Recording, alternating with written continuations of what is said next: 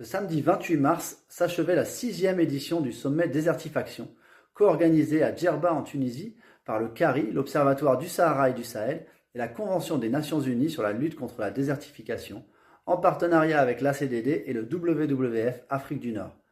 Ce sommet a donc réuni plus de 350 participants d'une cinquantaine de pays, issus principalement de la société civile, mais également de la recherche, d'organisations internationales et de décideurs, pour placer la résilience des territoires face à la sécheresse au cœur de la mise en œuvre des politiques,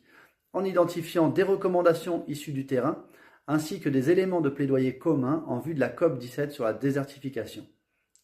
Alors, désertification, ce n'est pas seulement un sommet multi-acteurs de 3 jours, c'est avant tout et surtout un processus, une dynamique, et il nous reste donc plusieurs étapes à venir à court terme,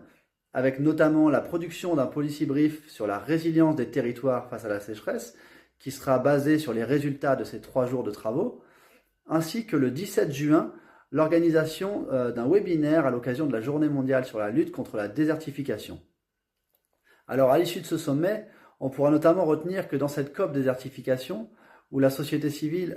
possède une place particulière, force est de constater que cette place ne peut pas être prise pour acquis et qu'il demeure primordial de sécuriser et d'animer la participation des organisations de la société civile dans cette instance. Et c'est précisément ce que nous cherchons à faire avec cette dynamique désertifaction. Et pour finir donc, à l'approche de cette prochaine COP17 à Ulaanbaatar, qui se tiendra donc en août prochain,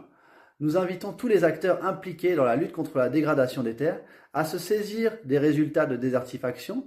à se mobiliser notamment en se rapprochant des points focaux de l'UNCCD dans leur pays, pour que la voix et les recommandations de la société civile soient entendues et prises en compte dans les négociations.